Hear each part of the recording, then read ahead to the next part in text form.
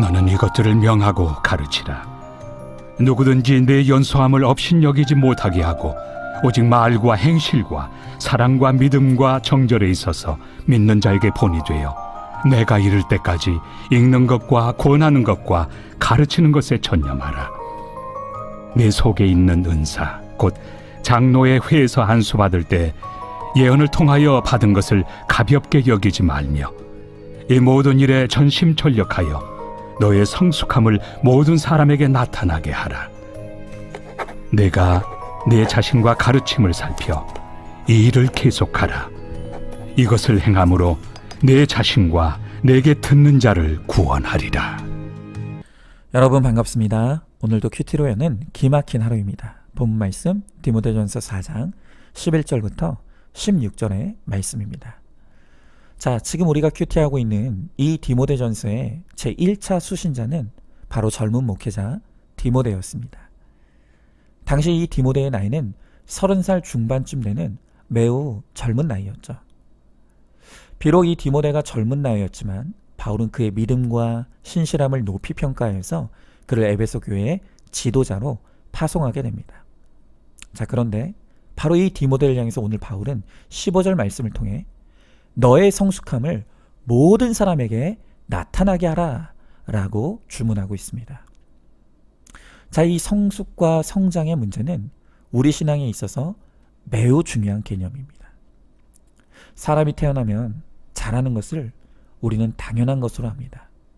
그런데 또한 마찬가지로 우리가 영적으로 거듭나면 이 거듭난 하나님의 사람 역시 반드시 성장해야 하는 것이죠. 그런데 성장이 더들고 성장이 멈춘다라고 한다면 바로 그것은 지금 우리 신앙에 문제가 생겼다는 것을 의미하는 것입니다.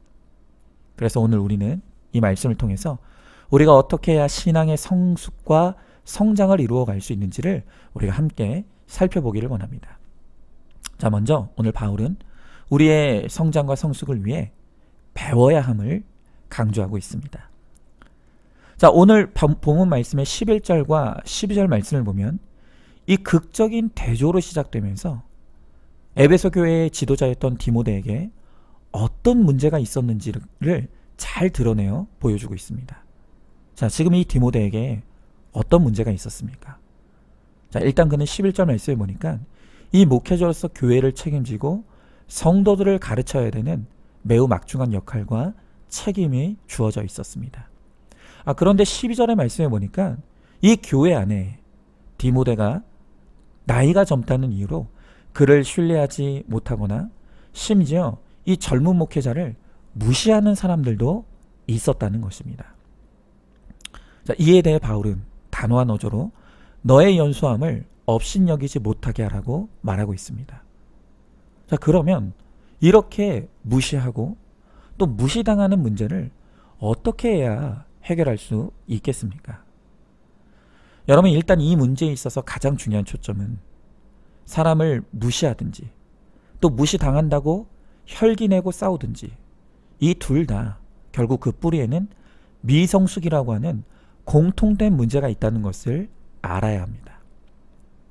자, 말씀으로 내 죄가 100% 죄인인 것을 깨달은 사람은 누가 나에게 무슨 말을 해도 인정이 되고 수용이 됩니다. 여러분, 이 디모데도 마찬가지입니다. 젊으니까 젊다고 말하는 거 아니겠습니까? 이 디모데도 완전하지 않은, 그래서 많은 약함과 약점이 있는 건 아니겠습니까?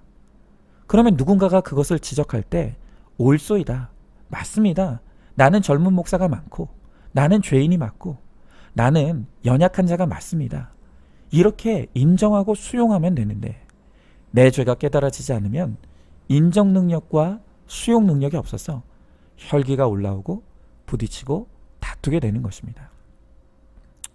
그런데 또 이렇게 말하면 어떤 분들은 아니 그러면 무조건 당하라는 말이냐, 또 이렇게 오해하실 수도 있는데 지금 이 문제는 뭐가 옳고 그름이 아닙니다.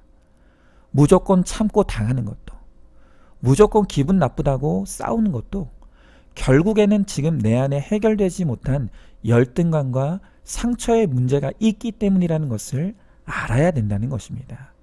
그래서 오늘 바울은 13절의 말씀을 통해 성숙한 자가 되기 위해서는 읽는 것과 권하는 것과 가르치는 것에 전념하라고 말합니다. 자, 그런데 지금 이 13절에서 순서가 너무 중요합니다. 지금 바울은 우리의 성숙을 위해서 무엇에 가장 먼저 전념하라고 말하고 있습니까? 그것은 바로 읽는 것입니다. 여러분, 읽는다는 것은 배운다는 의미가 있죠. 그렇습니다. 우리가 우리의 신앙의 성숙을 위해 가장 열심히 읽어야 될 것은 바로 하나님의 말씀, 성경입니다. 그리고 큐티로 말씀을 차례대로 읽어 내려가면서 우리가 가장 열심히 배워야 될 것이 있는데 바로 그것은 나 자신입니다. 우리가 크게 착각하는 것이 하나 있죠. 그것은 나 자신을 내가 가장 잘한다는 생각입니다. 그러나 그렇지 않습니다. 오히려 이 세상에서 가장 객관화하기 힘든 대상이 바로 나 자신입니다. 그러나 우리가 큐티로 말씀을 읽을 때 이 말씀이 나의 거울이 됩니다. 그래서 나의 거울 되는 이 말씀 앞에 우리가 진지하게 서게 될 때 그때부터 나도 몰랐던 내 안에 숨은 죄를 보게 됩니다. 그리고 내가 감추고 잊고 살았던 상처와 사연들이 드러나기 시작합니다. 그리고 내 안에 드러난 그 모든 것을 말씀으로 해석하고 회개와 치유가 일어날 때 비로소 우리는 내가 누구인지를 배우기 시작하게 되는 것이죠. 그리고 이렇게 말씀으로 나를 이해한 사람이 다른 사람도 가장 잘 이해할 수 있습니다. 바로 이렇게 될 때 나를 찌르는 사람이라도 받아낼 뿐만이 아니라 변화시켜내는 거룩과 성숙의 사람이 됩니다. 자, 질문해 보시죠. 나의 의와 판단으로 함부로 지금 내가 무시하고 있는 대상이 누구입니까? 무시당할 때 무조건 참거나 혹은 무조건 화내고 다투는 것으로 문제를 해결하라고 하고 있지는 않습니까? 무시하거나 무시당하는 것 모두 나의 미성숙의 결과임을 알고 있습니까? 말씀으로 큐티하면서 나를 배우고 다른 사람을 배우는 것이 성장과 성숙을 이루는 최고의 비결인 것을 아시기 바랍니다. 자, 두 번째로 이제 우리의 성장과 성숙을 위해서 바울은 가르쳐야 한다고 말합니다. 그렇습니다. 결국 우리의 신앙이란 둘 중에 하나입니다. 배우거나 가르치거나. 우리가 성장하기 위해서 바울은 반드시 배워야 한다고 말합니다. 예배를 통해 양육과 훈련을 통해 또 매일의 큐티를 통해 우리는 부지런히 배우고 끊임없이 배워야 합니다. 여러분, 이 세상에서 가장 무서운 사람이 누군 줄 아십니까? 그것은 바로 책을 한 권만 읽은 사람이라고 합니다. 오히려 책을 안 읽은 사람은요, 적어도 자신이 무식하다는 것 정도는 인정을 합니다. 그런데 책을 한두 권 정도 읽고 덮는 사람은 자신이 읽고 아는 게 이 세상의 전부인 줄 알고 교만을 떤다는 것이죠. 그러나 읽고 배우는 일에 전념하는 사람은 배우면 배울수록 오히려 이 세상에 우리가 배워야 될 것들이 너무나 많다는 것을 알게 됩니다. 진리도 마찬가지죠. 날마다 큐티로 말씀을 묵상하고 그 말씀 앞에 겸손히 배우는 사람은 그 진리의 넓이와 깊이가 끝이 없다는 것을 압니다. 그래서 정말로 말씀으로 날마다 큐티하는 사람은 겸손해질 수밖에 없습니다. 자, 그런데 이렇게 우리가 배우고 깨달았다면 이제 바울은 그 다음 단계의 성숙으로 나가야 한다고 말하는데 그것은 바로 가르치는 것을 통해 성장과 성숙을 이루어야 한다는 것입니다. 자, 지금 우리 교회도 띵크 양육의 이 시스템을 가지고 있죠. 그런데 이 띵크 양육의 과정에는 초기에 두 단계가 있습니다. 첫 번째 단계는 내가 구속사를 배우는 띵크 양육입니다. 자, 그리고 이제 이 양육이 끝나면 두 번째 단계로 올라가게 되는데 그것은 바로 내가 배웠던 내용을 또 다른 지체에게 가르치고 전달하는 띵크 양육 교사의 과정입니다. 여러분, 내가 배운 것을 다른 사람에게 가르치는 이유는 내가 뭘 알아서 가르치는 것이 아닙니다. 다른 사람에게 내가 배운 것을 전달하고 가르치려면 배울 때보다 몇 배 더 노력이 필요합니다. 그렇기 때문에 전하고 가르치는 과정을 통해서 우리가 더 많은 성장을 이루게 되는 것이죠. 자, 그런데 이 가르침에 있어서 말보다도 더 중요한 통로는 바로 가르치는 자의 삶입니다. 자식은 부모의 말이 아닌 부모의 뒷모습을 보고 배운다고 했습니다.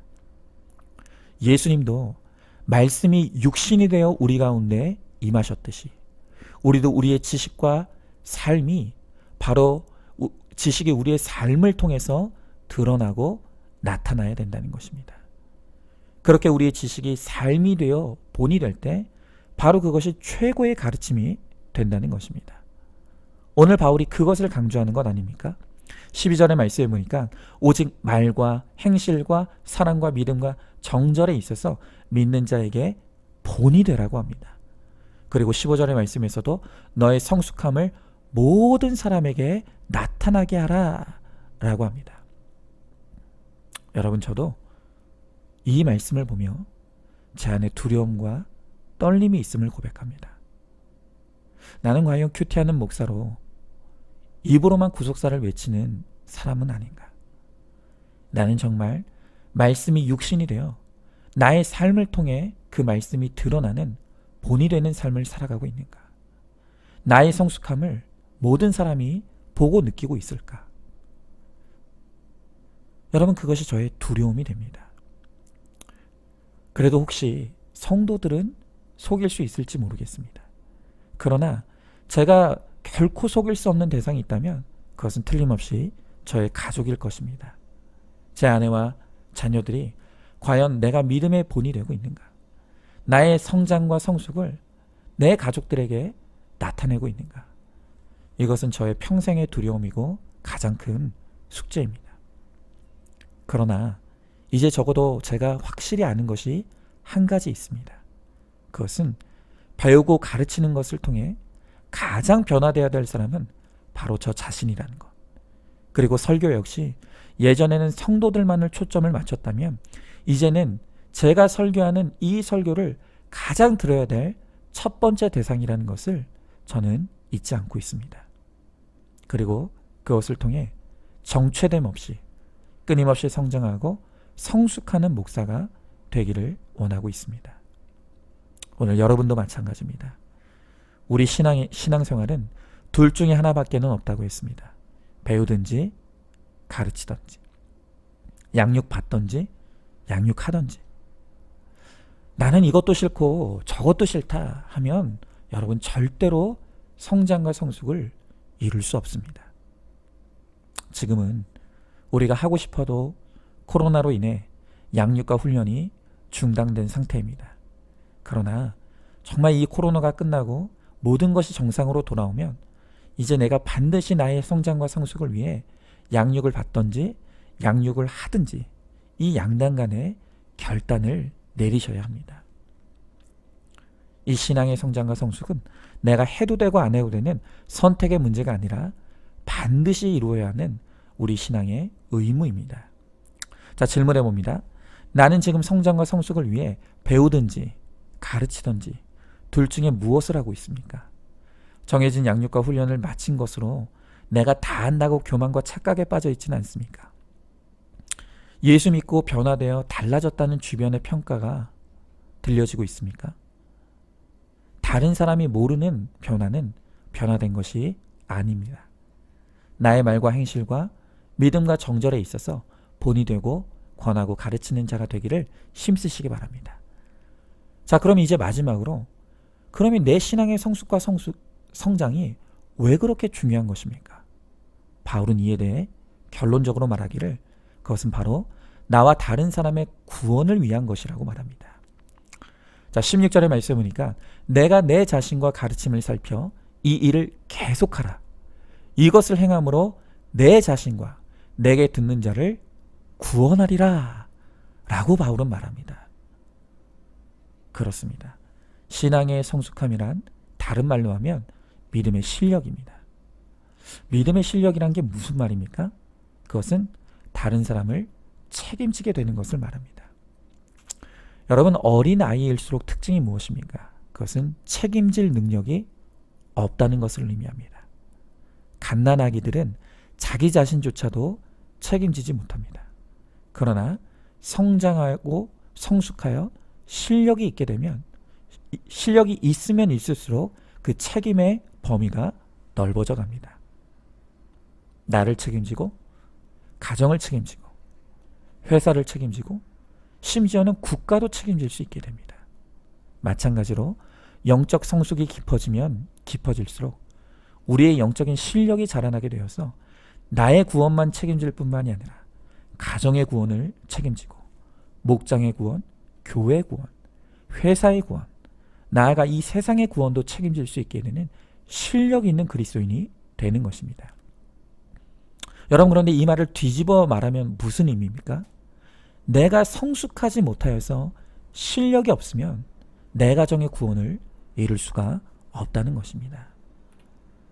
정말 부지런히 배우고 또 가르쳐야 합니다. 그런데 그것은 바로 내가 구원받는 길이고 다른 사람의 구원을 책임지는 실력 있는 그리스도인이 되는 길이라고 말씀하십니다. 자, 질문해 봅니다.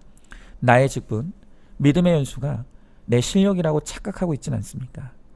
지금까지 나로 말미암아 몇 사람이 구원받았습니까? 나는 몇 사람의 구원을 책임지고 있습니까? 그저 나 한 사람 신앙생활하는 것도 벅차다고 생각하면서 가족의 구원을 등한시하고 있지는 않습니까? 성장과 성숙을 통해 더 많은 사람의 구원을 책임지는 실력 있는 그리스도인이 되기를 소망하시기 바랍니다. 자, 오늘도 2월 3일 보석상자입니다.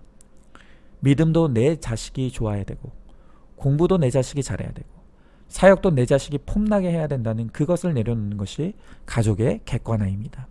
내 자식, 남의 자식 구별 없이 믿음으로 양육할 때 영적 자녀 디모데, 형제와 같은 디모데를 나에게 허락하십니다. 아멘. 자, 오늘도 큐티로 기막힌 하루를 살아내는 하늘가족 공동체 우리 모든 성도님 되시기를 주님의 이름으로 축복합니다.